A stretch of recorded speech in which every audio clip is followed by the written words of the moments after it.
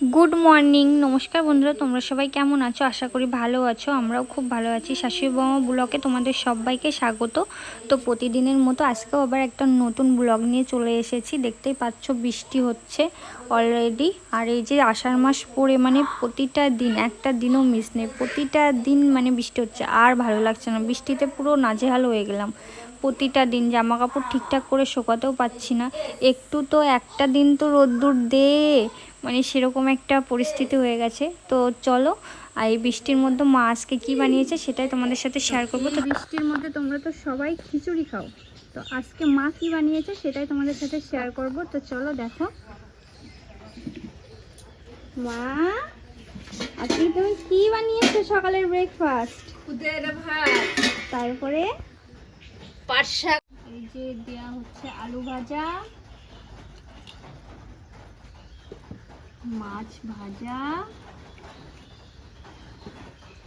পুঁটি মাছ ভাজা, আর পাট শাক ভাজা, আর আছে সাথে রসুন বাটা, তো আর সাথে আছে পেঁয়াজ সিদ্ধ।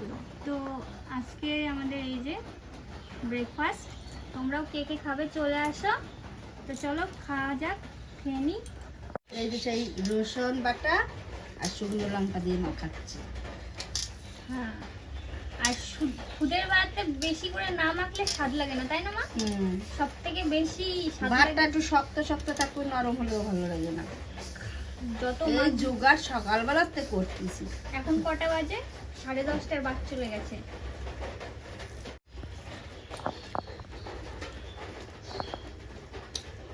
কত একটা টিপ থাকলে ভালো হতো।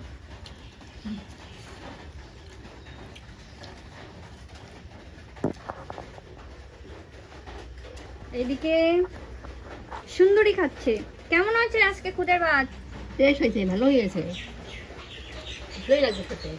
বর্ষার মধ্যে খুদের ভাত, তাই তো? হ্যাঁ, তনিতা, মাম্মাম কেমন হয়েছে? দারুন। তুমিও খাচ্ছ খুদের ভাত? তো এই যে আমাকেও দিয়ে দিয়েছে মা, এবার আমিও খেয়ে নিই। তো চলো এবার আমরাও খেয়ে নিই, তোমরাও চলে আসো। তো মানে পাট শাক দিয়ে খুদের ভাত, আলু ভাজা, তারপরে এই যে মাছ, এই মাছটা ধরা হয়েছিল। এই যে বৃষ্টি হচ্ছে, আমাদের মাঠে মাছ হচ্ছে, তো একটা জামাইবাবু ধরেছিল, আমাদেরকে দিয়েছে, সেটাই ভেজে আর কি খাওয়া হচ্ছে। তো দেশি মাছ তো ভাজা খুবই সুন্দর লাগে। তো চলো আমরা খেয়ে নিই, তোমরাও চলে আসো। এরপরে কি রেসিপি রান্না করি সেটা তোমাদের সাথে শেয়ার করব। এখন সকালের ব্রেকফাস্টটা করে নিই। তো চলো তোমরা ভিডিওটা কন্টিনিউ দেখতে থাকো, আশা করছি তোমাদের খুব ভালো লাগবে। তো চলো। তো এইদিকে দেখো, বলছিলাম তো সকালে বৃষ্টি হচ্ছে অলরেডি, এই যে জোরে বৃষ্টি শুরু হয়ে গেছে। সকালে ব্রেকফাস্টটা করে নিয়েছি, তারপরে এই যে দেখো রান্না করতে চলে এসেছি। তো আজকে কি রান্না করব সেটাই তোমরা দেখে নাও। তো আজকে বানাবো আলু দিয়ে তেলকই। তো তোমরা তো সবাই আলু ছাড়া তেলকই খেয়েছো, আজকে আমি বানাবো আলু দিয়ে তেলকই। কিভাবে বানাই সেটা তোমরা দেখে নাও। তো কি কি উপকরণ লাগবে সেটা দেখে নাও। একটা টমেটো লাগছে, জিরে, আদা, পাকা লঙ্কা, আর দিচ্ছি একটা বড় দেখে আলু আর কাজু বাদাম। তো আর নিয়ে নিয়েছি 4টে কই মাছ। তো চলো, এই কই মাছগুলো আমাদের আর কি মাঠে হচ্ছে, তো সেইখান থেকেই ধরা হয়েছে। একটা জামাইবাবু তোমাদেরকে তো বললাম দিয়ে গেছে। তো প্রথমে আমি মাছগুলো ভেজে নেব, তার জন্য পরিমাণ মতো লবণ দিয়ে দিচ্ছি, পরিমাণ মতো হলুদ। এবার মাছগুলোকে সুন্দরভাবে মাখিয়ে নেব হাতের সাহায্যে। তো এইভাবে হাত দিয়ে মাখালে আর কি সব কিছু ভিতরে যায়, লবণ টবণ। তো চলো মাছগুলো এবার ভেজে নিই, তোমরা দেখতে থাকো।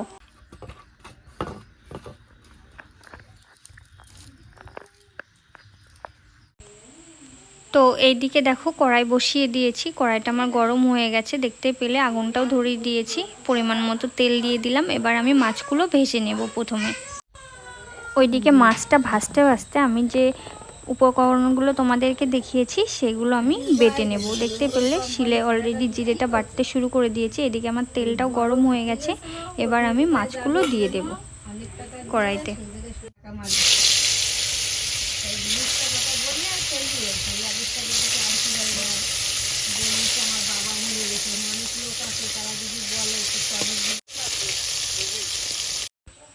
তো এইদিকে দেখো মাছটা আমার ভাজা হয়ে গেছে মাছগুলো। তো এবার আমি তুলে নেব মাছগুলো, সুন্দরভাবে একদম পুরো লাল লাল করে ভেজে নিয়েছি দেখো।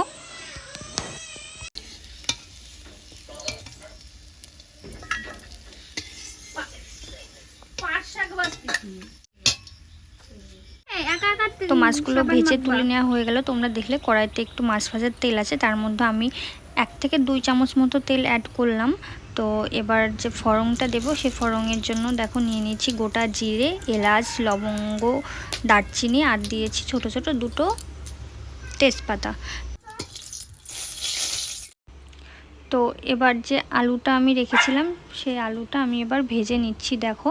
তো হালকা একটু লবণ দিয়ে দেব, আর এই ভাজার সময় লবণটা দিলে না মানে আলুর ভিতরে পুরো ঢুকে যায়। যে কোনো সবজি তুমি ফার্স্টে কড়াইতে দিয়ে তারপরে লবণ দেবে, দেখবে খুব ভালো হবে।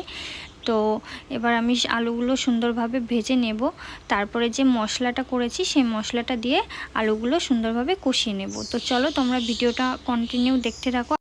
তো আলুগুলো দেখতে পাচ্ছ লাল লাল করে ভাজা হয়ে গেছে। এবার যে মশলাটা করে রেখেছিলাম সেটা দিয়ে দিলাম।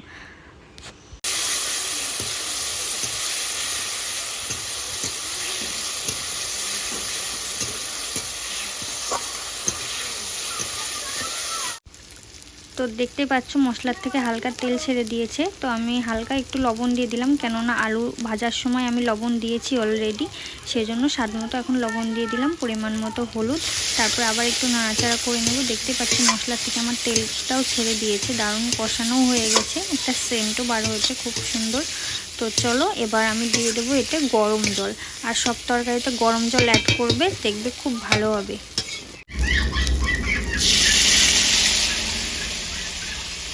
তো এই যে দিয়ে দিলাম পরিমাণ মতো জল। তো জলটা দিয়ে একটু বেশি দিয়েছি, কেননা আমার আলু আছে, আলুতে একটু ঝোল টেনে নেয়, সেজন্য একটু জলটা বেশি দিয়েছি। তো চলো এটা আমার ফুটতে থাকুক।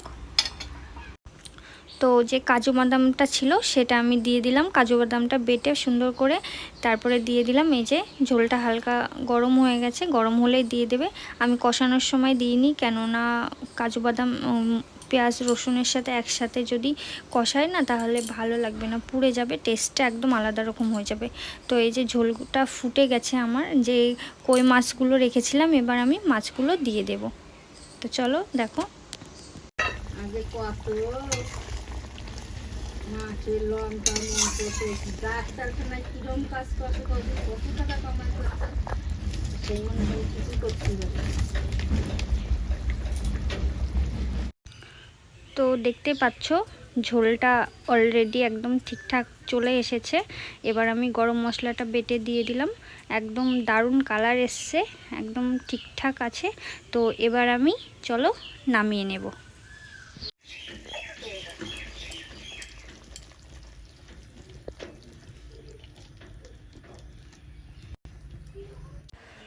তো তেল কই বানানো তো পুরো কমপ্লিট হয়ে গেছে, আর এটা তো পুরো দেশি তেল কই, একদম খেতে তো দারুণ লাগবে।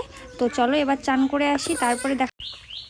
তো এই যে চলে এসেছি রান্নাঘরে, পুরো ভাতও নিয়ে নিয়েছি, এবার টেস্ট করে নেব কেমন হয়েছে। তো প্রথমে এই যে মাকে দিয়ে দিলাম তেল কই।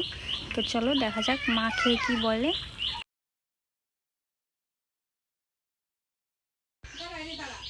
তো এই যে দেখো মা খাচ্ছে, মা তো বলছে খুব সুন্দর হয়েছে, তোমরা বাড়িতে অবশ্যই একবার আলু দিয়ে ট্রাই করে দেখো, সত্যি খুব সুন্দর লাগে। তো চলো আজকের মতো এই পর্যন্তই, নেক্সট ব্লগে আবার দেখা হবে। তোমরা সবাই ভালো থেকো, সুস্থ থেকো, টাটা।